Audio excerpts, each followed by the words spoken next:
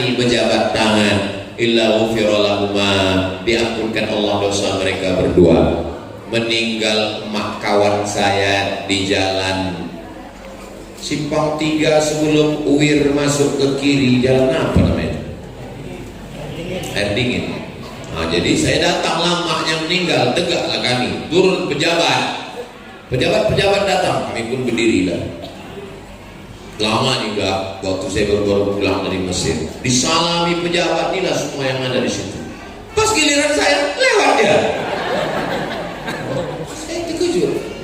Saya enggak masalah bagi saya, cuman di samping saya ini kawan saya dari Kalimantan, hilang harga diri saya di samping. Ditanya kawan saya, kenapa kau tak disalaminya? Untung saya cepat jawab, dia itu udah tua, matanya rapuh. Nah, sejak itulah saya kalau jumpa orang saya salami semua. Kenapa? Karena sakit kali hati nggak salah. Memang nggak dendam, cuma ingat aja sih.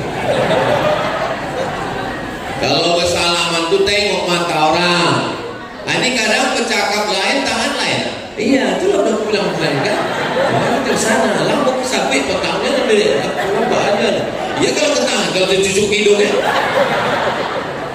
Tengok muka orang itu, apa kabar Pak?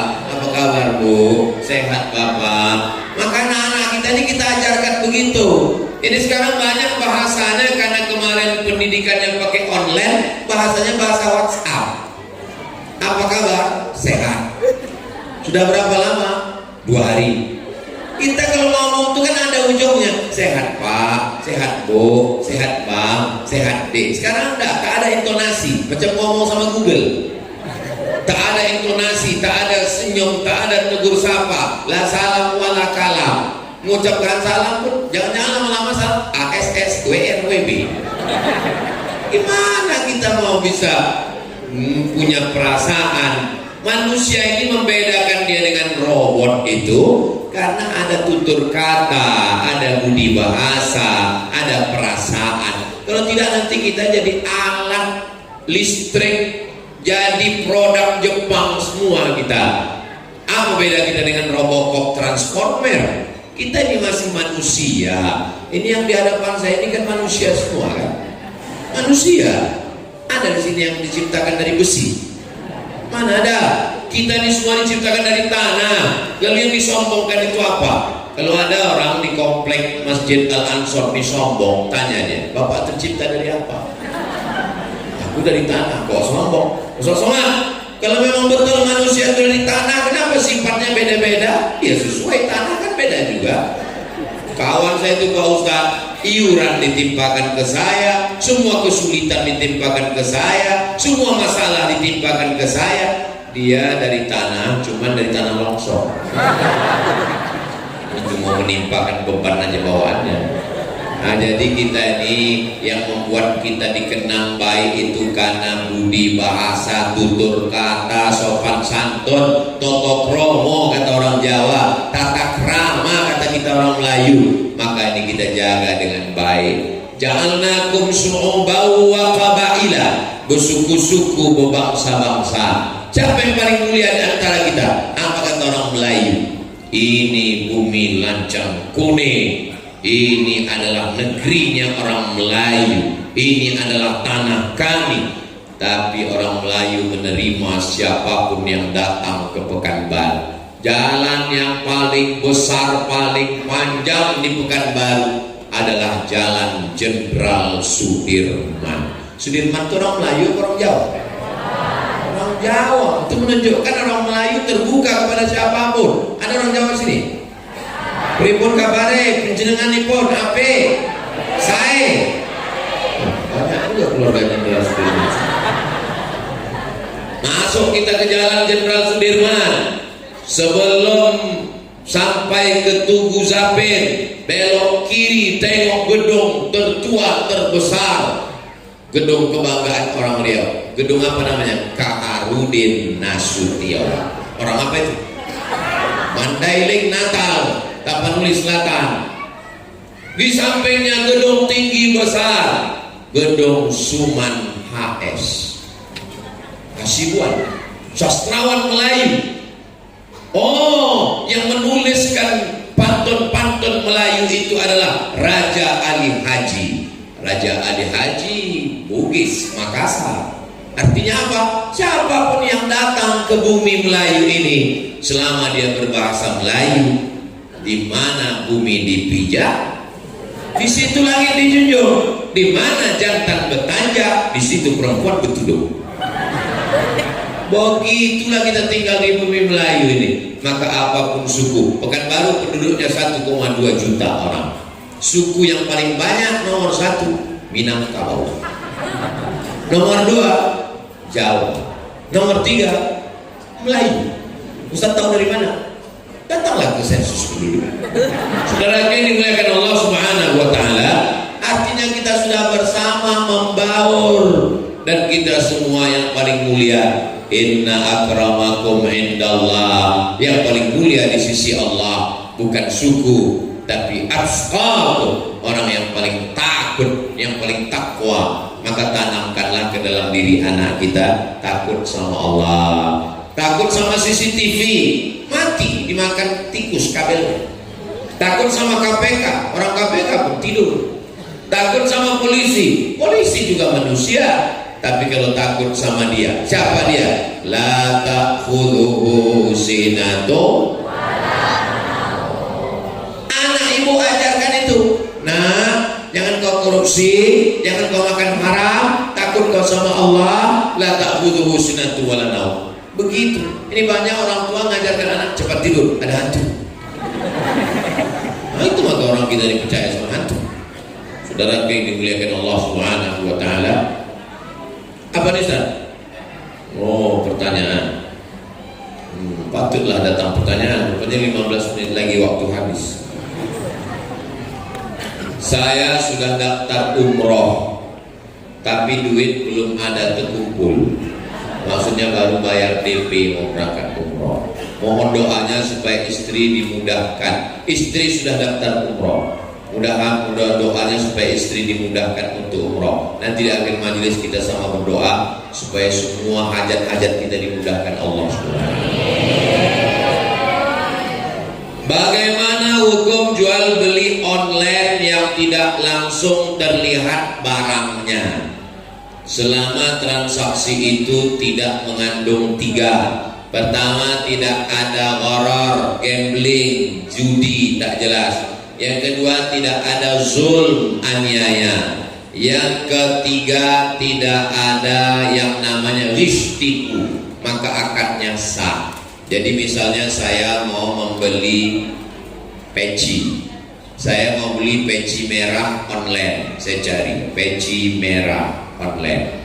Nah, saya tengok ada perwakilannya di Pekanbaru. Kalau nanti tiba-tiba yang datang ini tak sesuai, yang mau dipesan merah hati, yang datang merah tai ayam.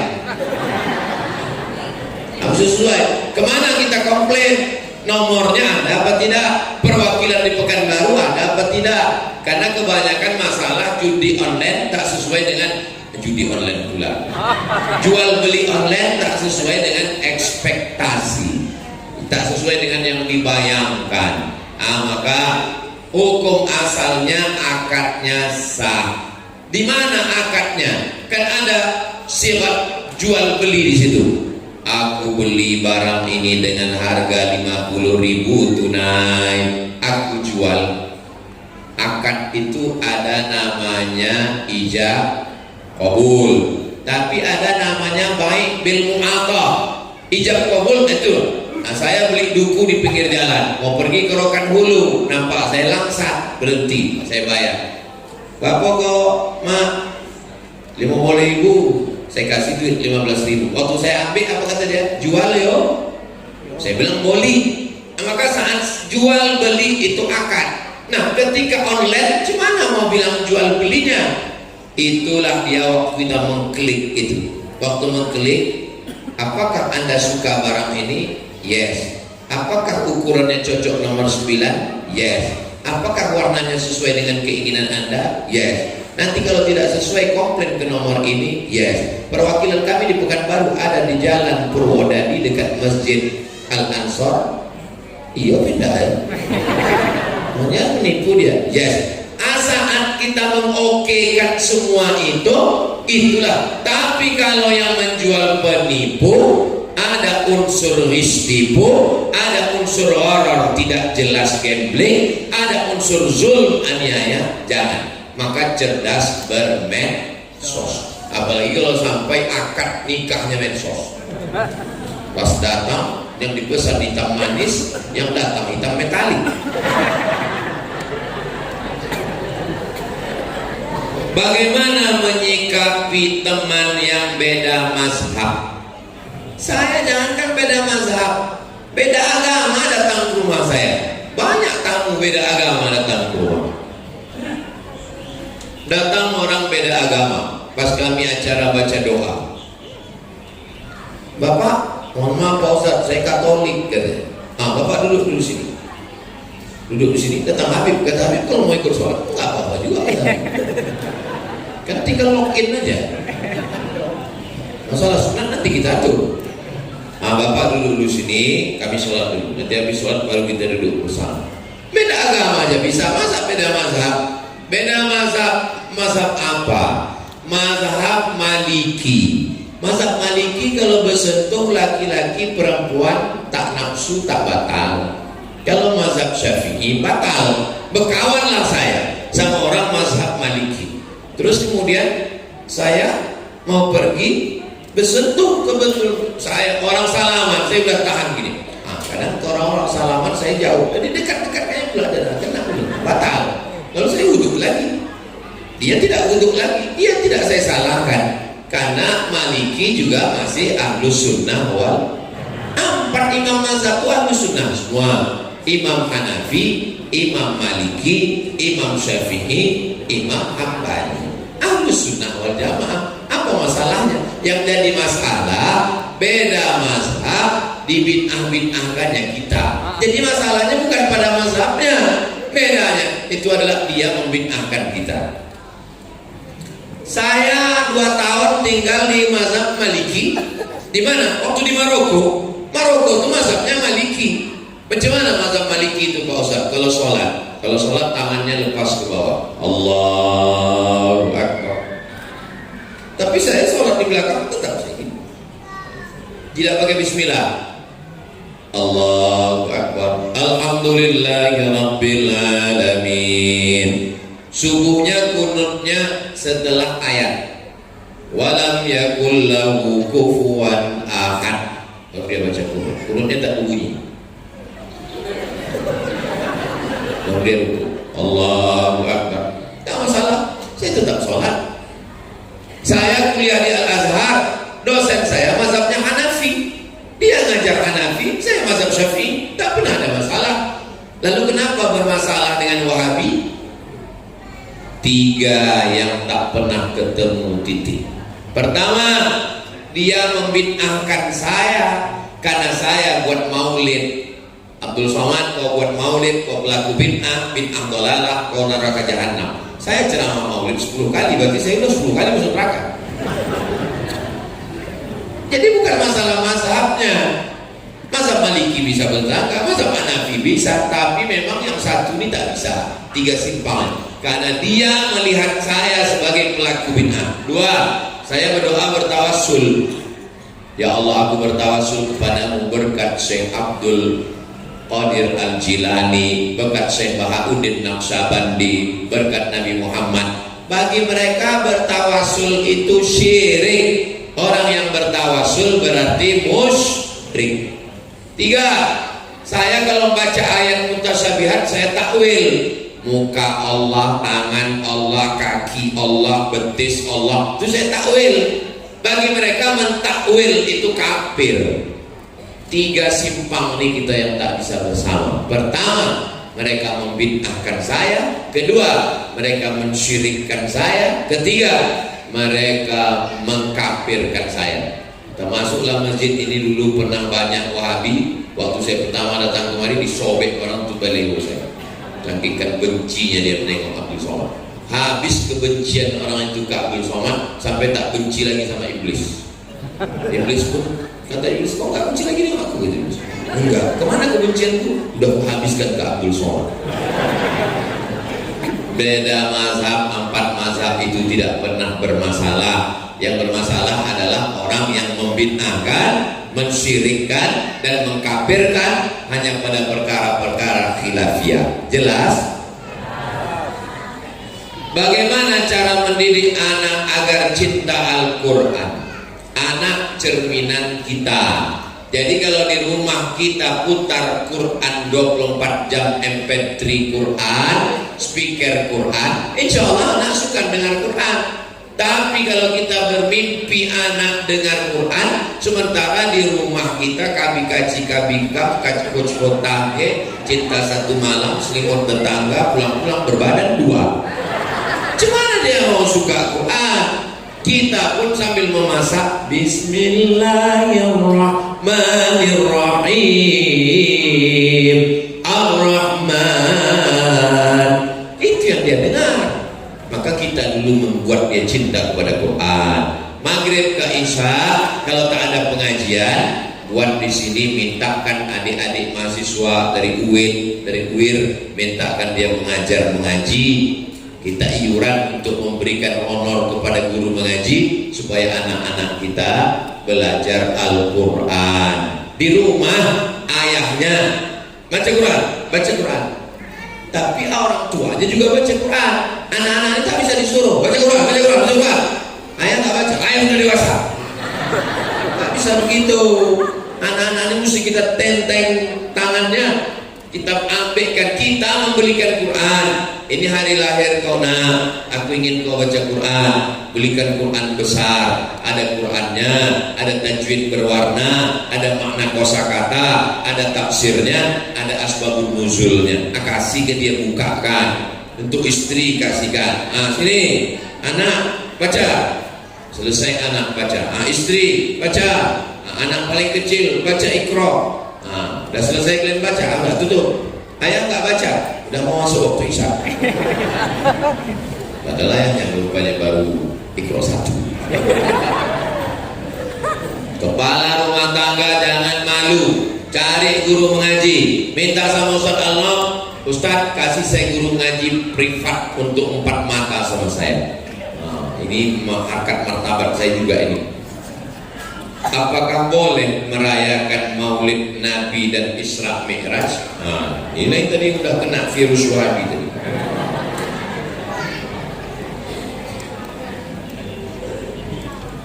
Maulid Nabi masih fokus atau tidak? Masih konsen? Tanggal 10 Zulhijjah kita puasa atau tak puasa?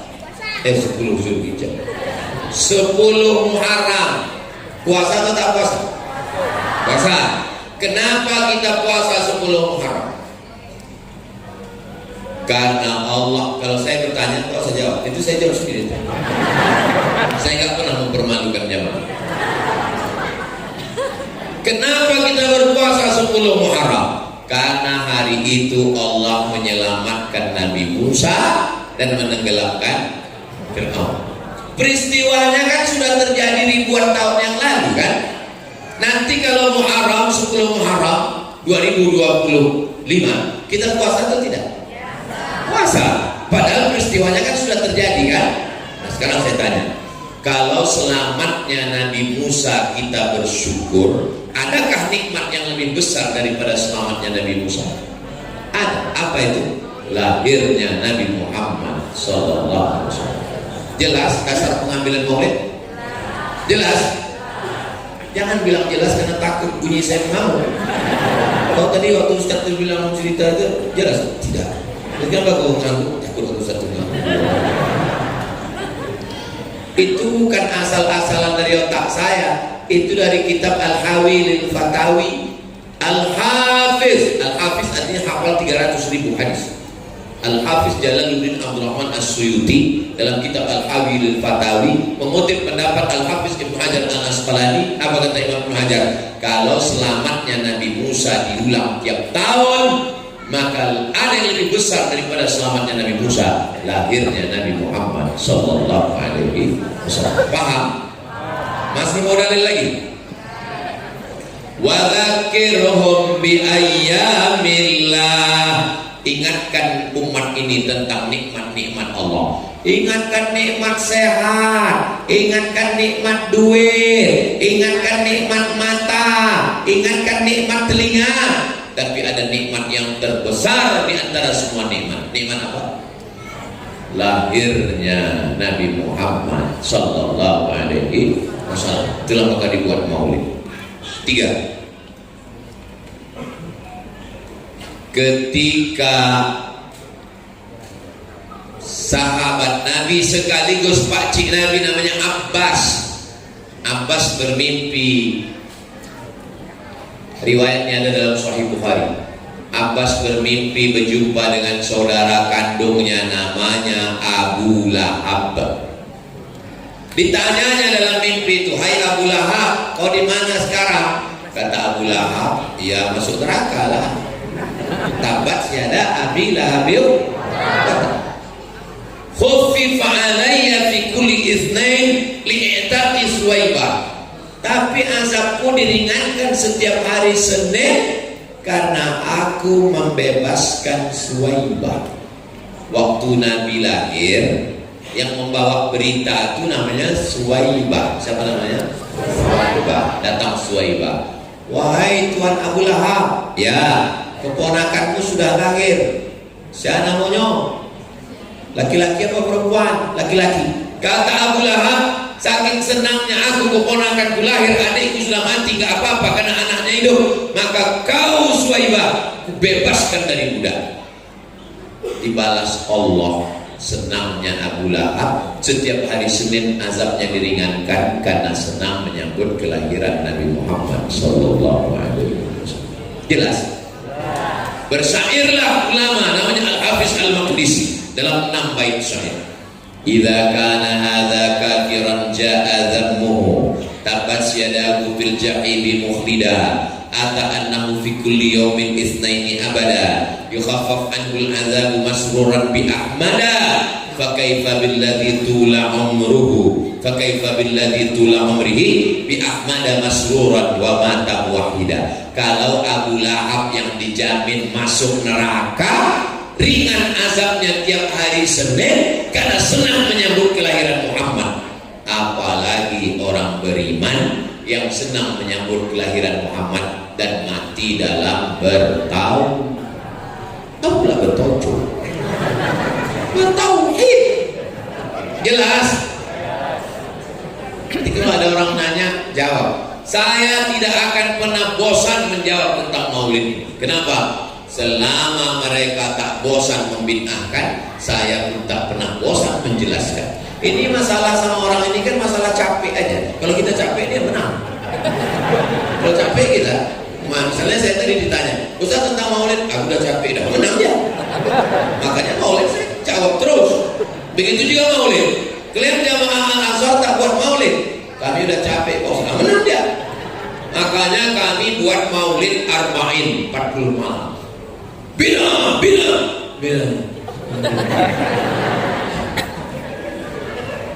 Palembang maulid arba'in 40 malam.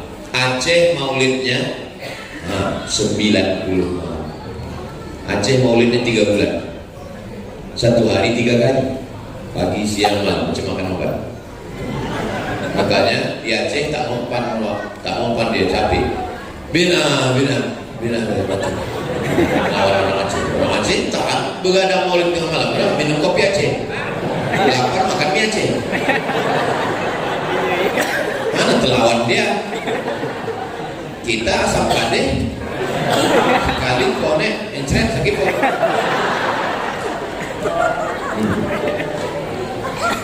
Maulid Nabi, Isra Mi'raj, nuzul Quran, halal bihalal, itu semua adalah sampulnya saja. Isinya di dalam apa? Isinya silaturahim, baca Quran, kata sambutan, ceramah, makan, doa. Ada yang salah? Sampulnya aja sama macam orang. Ini ada ikan, aku gak makan ikan. Aku gak makan ikan, gatal-gatal. Pergi ibu ke dapur, ibu blender kan ikan pakai tepung. Harus gue pepek. Kasihkan dia, habis 3 mangkuk. Sampai kayaknya, itu kan tadi oak makan itu kan ikan. Oh ikannya. Pas bulan Maulid, apa bulan Maulid? Dia buat juga apa? Kajian sirah. Maulid juga lah itu bohong. Kan namanya aja beda. Nampaknya emosi Ustaz. Apa yang harus dilakukan jika kita merasa sulit istiqomah?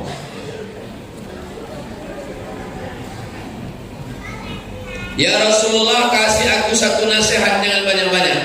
Kata Nabi, nasihatnya cuma satu. Apa dia? Qul amantu billah tsumma istaqim. Istiqomah.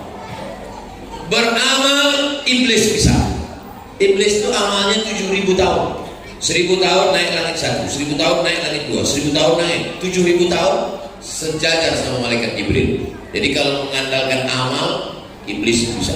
Ilmu, iblis bisa. Iblis sudah masuk surga, kita STD, status tak jelas. Iblis yang tak bisa satu. Apa dia tak bisa? Istiqomah. Nah, macam mana supaya kita ini istiqomah?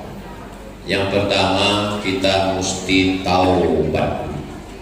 Kalau tak taubat tak bisa istiqomah. Setelah taubat, sholat sunat taubat, mandi taubat, istighfar taubat. Setelah taubat, berjamaah ke masjid, wirid yasin, pengajian. Jangan sendirian, karena orang sendirian ini mudah digoda setan. Mathalul mu'minin kamathalil asjar. Orang beriman itu macam pokok kayu.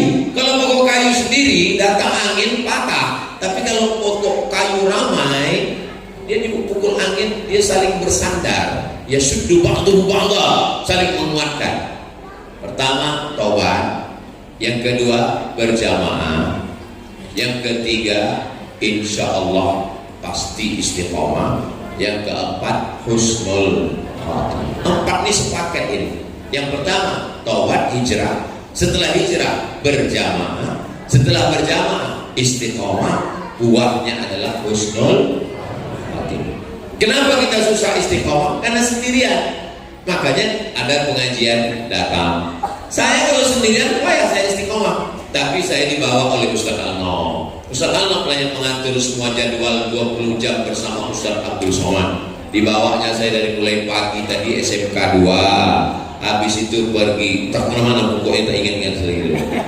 Nah ini pulang, ini malam ini pulang. Besok subuhnya di PTPN. Habis PTPN kemudian endorse pesantren Nurul Azhar tuh. Itu gedung yang mau di endorse di Simpang Bingung. Nah, nanti Bapak Ibu habis jembatan Leton sampai Simpang Bingung, jangan bingung-bingung lagi, langsung ke situ. Belok kiri sebelum TPU Covid. Ah, itu asrama yang akan selesai, bisa menerima santri bulan Juli nanti insya Allah. Amin. 4 lantai itu naik ke 3 lantai naik ke atas. Kalau Nurul Azhar 1 sudah siap. Pokoknya semua orang yang datang ke Nurul Azhar 1 itu menengok temboknya, menengok gedungnya, menengok asramanya, terkagum-kagum macam menengok kucing Anggora. Semua ustaz-ustaz hebat-hebat udah kami bawa semua ke sana menengok. Anak-anak gratis 1 tahun 25 orang, 25 orang, 25 orang, 25 orang, 25 orang, 25 orang, 25 orang. Semua duit-duit. Nah, ini malam ini pengajian ini direkam di YouTube. Nah, hasil dari YouTube itu 100% untuk biaya santri, beli beras, gaji guru, untuk listrik, untuk air dan lain sebagainya. Nah, makanya jangan ada fitnah-fitnah. Ini ku tengok duit mobil Ustaz Somad ini dari duit YouTube ini. Dari mana kau tahu? Ku dengar dari bunyi knalpotnya tuk tuk tuk tuk. Itu mobil yang bawa saya itu mobil yayasan punya. Yayasan Tabung Wakaf Umat. Anak-anak belajar gratis untuk menghafal Quran. Anak-anak inilah yang menjadi imam tarawih di Palas sana. Ustaz-ustaz dari Pekanbaru ini ke sana berdakwah tak sampai. Asal di jembatan Leton mati mesin. Tanah itu dulu disuruh jual. Ustaz Somad jual aja tanah ini, beli tanah di kota buat pondok. Saya bilang enggak.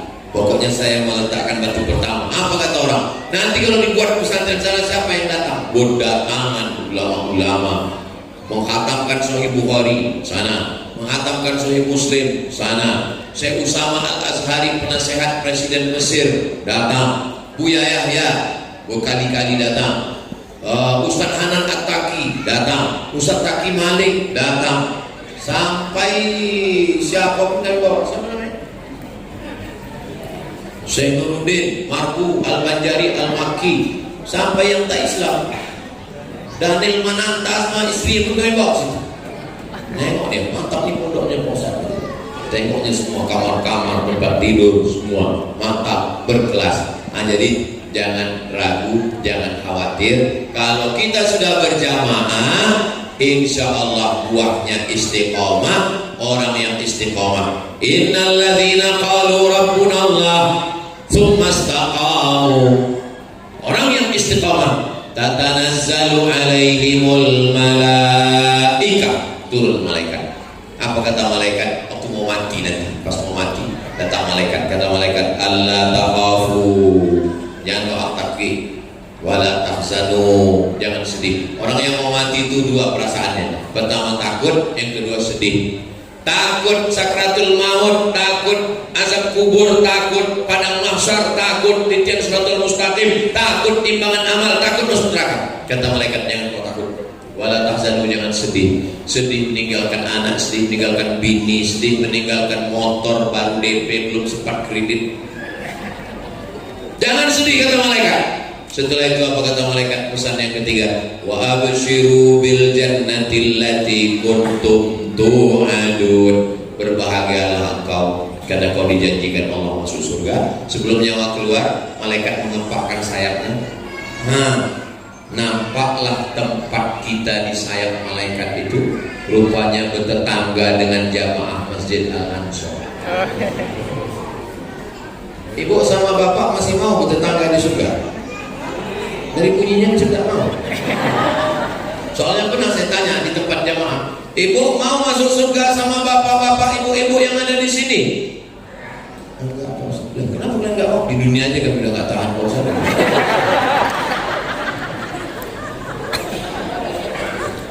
Dikempahkan malaikat sayapnya, disitulah nampak tempat kita di surga. Oh, di saat kita tersenyum menengok tempat kita, disitulah nyawa kita keluar.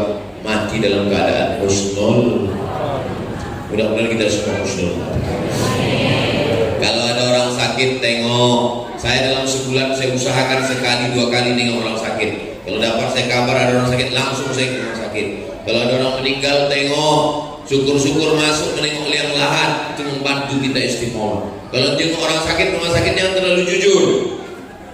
Oh, kalau bantu ikut, makanya nggak sampai di Jumat selesai.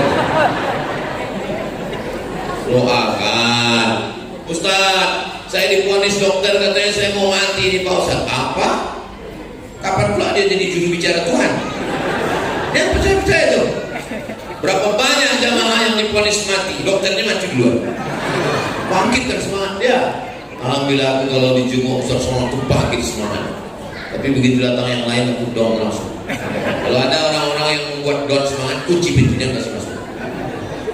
Nah, itu semua menguatkan semangat kita dan menguatkan saudara kita yang kita jenguk. Maka tengok orang sakit, tengok orang meninggal, datang ke liang lahat, tengok kuburan. Menengok kuburan itu melembutkan hati, meneteskan air mata dan mengingat mati.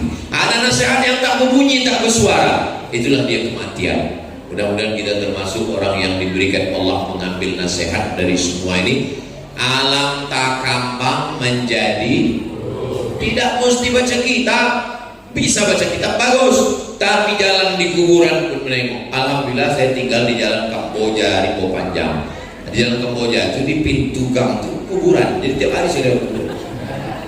Harinya juga 10 kali lewat kuburan, lewat kuburan, masuk kuburan, lewat kuburan. Jadi sesuai dengan ayat Al-Hakumut Takasur hatta zurtumul.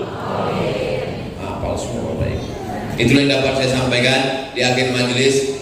Ini sudah keluar kode etik ini ceramah di Al-Ansor.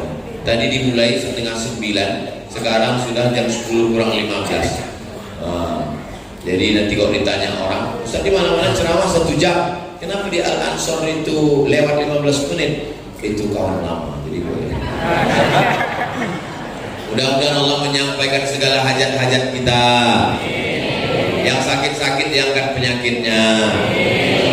Yang sudah meninggal dunia dilapangkan kuburnya. Yang ujian diluluskan dengan nilai terbaik. Yang belum ada jodoh didekatkan jodohnya, jumpa dengan orang baik-baik.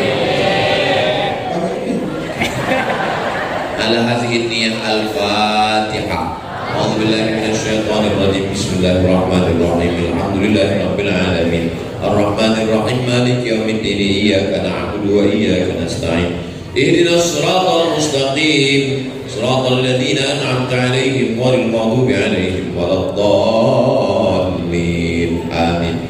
Allahumma shalli ala sayyidina Muhammad wa ala ali sayyidina Muhammad. Assalamualaikum ya Rasulullah. La tada' lana dzamban illa ghafarta. Pulang kami dari majelis ilmu ini bersih dari dosa-dosa.